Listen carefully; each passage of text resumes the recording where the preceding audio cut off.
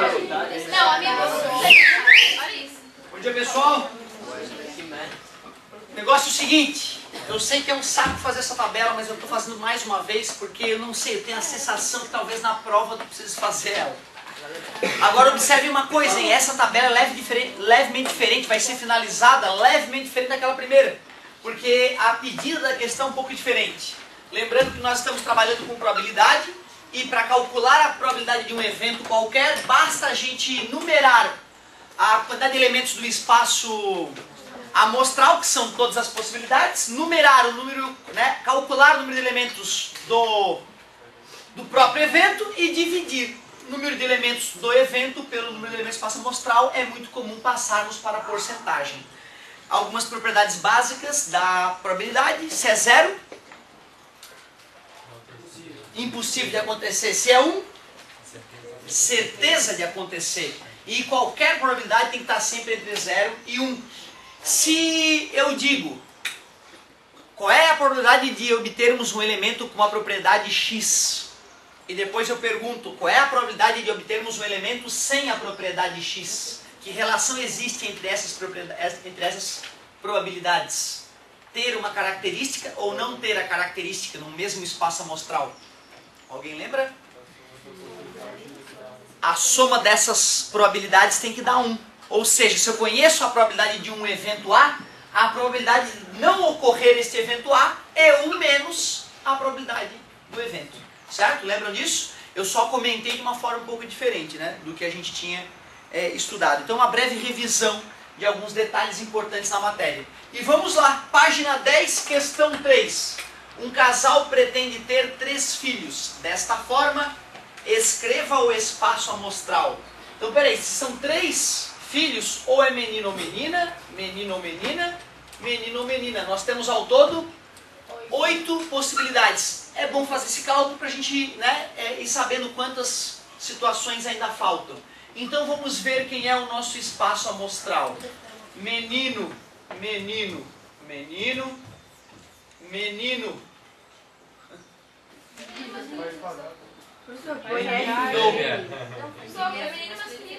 Pode ser, né? Só fêmea e macho. É só para evitar o fêmea e o macho, para nenhum pai ficar ofendido, né? Então, ó, não, é isso aí, galera. Isso é frescura nossa aqui, né? Minha, no caso. Menino, menino, menino, momomô, menino, menino, menina. Pode ser? Beleza? Menino, menina, menina. O que mais nós temos? Menino, menino já foi já, hein? Menina. Beleza. Agora, pode ser 3 meninas. E o último com menino. 1, 2, 3, 4, 5. Tem mais? Alguns aqui. Menina, menina, menino. Menina, menina, menina. Ai, meu Deus. E falta menina, menina, Menina, menino. Não, já foi? Não foi, não. Foi aí, aí. Não, tem mais menina, menino e menina. São 2 Aí, ó, daí, ó. Menina, menino, menino. Ai, velho, queria Deixa eu ver. 1, 2, 3, 4, 5, 6, 7, 8. Espaço amostral definido. Beleza.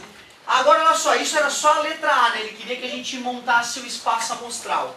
Depois, qual é a probabilidade de nascerem 2 meninos e uma menina? Então vamos lá. Probabilidade. Como é que ficaria esse cálculo? Eu vou ter que contar quantos deles tem 2 meninos e uma menina. 2 meninos e uma menina. 2 meninos e uma menina. E o último. E 2 meninos e uma menina. Então nós temos 3 situações que nos interessam nesse evento. De um total de 8. Se nós quisermos fazer a divisão, 1.25, 0,375? Que 0,375, que passando para a porcentagem, 37,5% de chance de ocorrer essa situação. Depois, letra C, qual é a probabilidade de os 3 filhos serem meninos? 1 em 8, 1/8 a probabilidade, ou se preferirmos, 0,375. 125 ou ainda 12,5, 3 vezes menor a chance de ocorrer 3 meninos. Qual é a probabilidade de as crianças serem do mesmo sexo? Ou é tudo menino ou é tudo menina, são duas possibilidades em 8, 1/4 ou 0,25 ou ainda 25%. Então tu vê, não é uma raridade o casal que tem 3 filhos e os 3 têm o mesmo sexo. Né? Provavelmente vocês devem conhecer de repente algum caso desses, eu conheço alguns, certo? Porque às vezes o cara pensa, né, meu Deus, o cara, né, geralmente o padrão o que é? Eu quero um casalzinho, eu quero um casalzinho. Aí teve um menino, aí teve outro menino, vai tentar mais uma vez, claro que uma hora o dinheiro vai ficando curto, né? E aí chega uma hora, não dá pra arriscar 7 vezes, né? Pra conseguir ter meninos e meninas, certo? E interessante isso, esse detalhe aí. Então tu vê, a probabilidade mostra que não é difícil acontecer o caso de termos 3, né, irmãos do mesmo sexo. 25% a chance para todos os casais que têm 3 filhos. Letra D, já foi? Agora vamos para 4.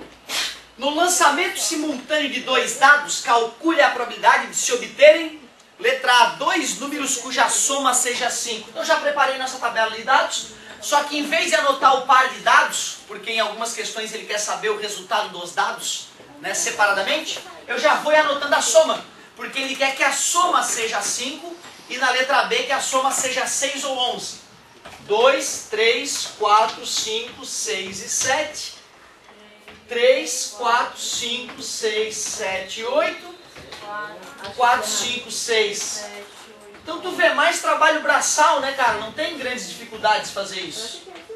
O risco é o cara se distrair e fazer alguma bobagem. 8, 9, 10, 11, 7, 8, 9, 10, 11, 12. Beleza. Dá pra perceber também, ó, que as somas iguais, elas ficam nas diagonais, tá vendo? Ó, tudo 3, tudo 4. Então, por isso que essa organização em problemas de dadinho, de arremesso de 2 dadinhos, vale a pena essa organização. Ao todo nós temos quantas somas? Nós temos 36 somas que podem ocorrer de formas distintas, mesmo que a soma seja igual, né? Tem 36 possíveis somas, 6 vezes 6, 36. Agora ele quer saber a probabilidade para 2 números cuja soma seja 5. Em quantas dessas 36 a soma fica 5? 1, 2, 3, 4. Cuidado, ó, isso aqui já é o dado e aquele ali já é o dadinho 5. Então as somas são só 4. Né? Cuidado com isso. Então na letra A a probabilidade ficou 4 sobre 36. Se nós quisermos melhorar isso, divide por 4 em cima e embaixo. 1/9, que vai dar 0,111, ou seja, 11,111% Professor, de chance. olhando uns caras tentando dizer que 0,9999 é igual a 1 e tipo, é verdade mesmo. Claro, E, é muito fácil de perceber isso. Tá, e aquele de 1 igual a 2 também. Que 1 é igual a 2. Não, isso é um absurdo. Tá, mas é que eu vi e pareceu... Não, mas é que aí no meio da história o cara aplica uma pegadinha, é mais ou menos como aquela história do troco, aquela famosa história do troco. Sim. O cara vai lá, dá o troco e de repente sobra, né, falta um real. É a ordem como a gente opera quando a gente faz uma coisa de matemática, pode ter mais vezes, menos, a gente sabe que primeiro a gente multiplica ou divide, ou até faz a potência e a raiz primeiro, depois multiplica ou divide, depois soma ou subtrai. E obedecendo essa regra, as contas vão sempre dar o mesmo estado. Naquele probleminha, tu não está escrevendo a equação que está aparecendo. Então é fácil o cara primeiro te fazer somar para depois dividir e tu não perceber o que está acontecendo. Aí, né, dá a sensação de que faltou, né, ou de que a matemática está falhando, mas não é. Mas isso é uma coisa interessante, cara. Ó, aconteceu uma pergunta curiosa no primeiro ano, esses dias, sobre cálculo, sobre a base do cálculo, né? O amigo tinha visto no YouTube alguma coisa que falava que 1 dividido por 0 não era infinito, não dava infinito. E eu até brinquei com um colega quando ele me veio e falei, professor, olha, o cara viu um vídeo no YouTube, o cara deixa muito claro, faz a conta lá e prova que 1 dividido por 0 não é infinito. Aí eu até brinquei com o cara, pô, se ele provou isso, então, olha que fantástico, ele conseguiu mostrar que toda a matemática que a gente usa nos últimos 100 anos não vale nada. É tudo bobagem que o Newton, o Leibniz, os engenheiros que construíram esse prédio, os engenheiros que construíram a câmera, o teu computador, todos eles estavam usando uma matemática falha. Acabava dando certo por coincidência, né? Mas era uma matemática falha. Então tu vê, tem coisa que é difícil para o leigo admitir, né? Essa é uma das coisas que eu discuto com meus alunos durante todo o fundamental e o médio, até que eles compreendam isso, porque se não compreenderem isso, vão para a faculdade e vão desistir da faculdade de engenharia, de matemática, de física, porque vão se iludir achando que o cálculo é difícil. Mas é só porque não foram bem trabalhados nisso. Como é que eu provo que 1 dividido por 0 é infinito? Isso, vai usando a inferência matemática, a capacidade do ser humano que tem, de perceber que se tu vai continuar num raciocínio, aquele raciocínio vai continuar progredindo da mesma forma, e aí tu conclui. Então primeiro tu divide por 1, dá 1. Aí tu divide por 0,1, dá 10. Tu divide por 0,01, dá 100. Ou, então quer dizer que quanto menor o número de baixo, 1, 2, 3, 4, 5. Ou já deu 1 milhão, cara. 1, 2, 3, 4, 5, 6. 1 dividido por 0, dá 1 milhão. Então, se o cara é criativo, uma gotinha de criatividade, se na mentezinha dele ele vai colocando zeros lá embaixo, 0, aí ele vai botando cada vez mais um zero lá em cima.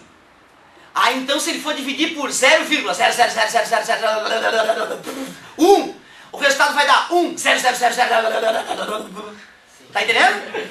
Pronto, cara, é uma gota de criatividade. Então uma criança pode perceber, na verdade, se tu estimular ela, que divisão por 0 dá um resultado infinitamente grande.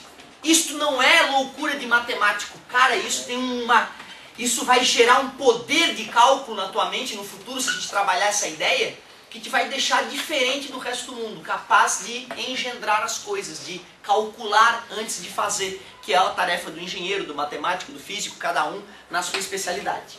E aí, olha só, parece que não tem nada a ver, mas o amigo me perguntou, professor, é verdade que 0,999999 é igual a 1?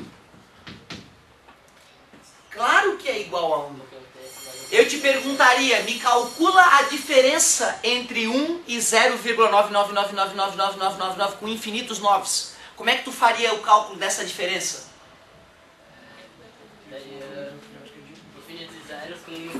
E isso eu tenho que diferença subtrair, não é? Sim. Então eu vou subtrair. 1 menos 0, como é que subtrai números com vírgula? Iguala as casas.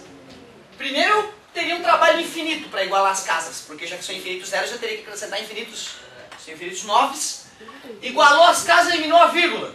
Tu vai ter que ir lá no infinito para começar a subtração, né? Aí tu ia pedir um emprestado, ia ficar 10 menos 9, que ia dar 1 lá no infinito, ia dar 1. Mas ia ser 0,000. Como eu não consigo fazer esse cálculo, como esse número é infinitamente pequeno, 0,0 é zero então. Então eu posso dizer que já que a diferença não existe, eu não posso calculá-la, é porque matematicamente é a mesma Ele coisa. fez com a soma de 1/3, mais 1/3, mais 1/3. Sim, tem formas mais bonitinhas de mostrar isso. Assim já dá. Né? Tem formas mais bonitinhas. Olha só, na verdade, no primeiro ano, tu não fez o primeiro ano aqui, mas a gente trabalhou com dízimas periódicas, né, lá no primeiro ano, certo? A gente convertia de uma para outra. Mas essa prova é bem bonitinha, ó. 1/3 mais 1/3 mais 1/3 é 3/3, que é 1. Mas quanto é 1/3? Não é 0,33333? Então 0,33333 mais 0,33333 dá o 0,66666, meu predileto, mais 0,33333 dá 0,9999.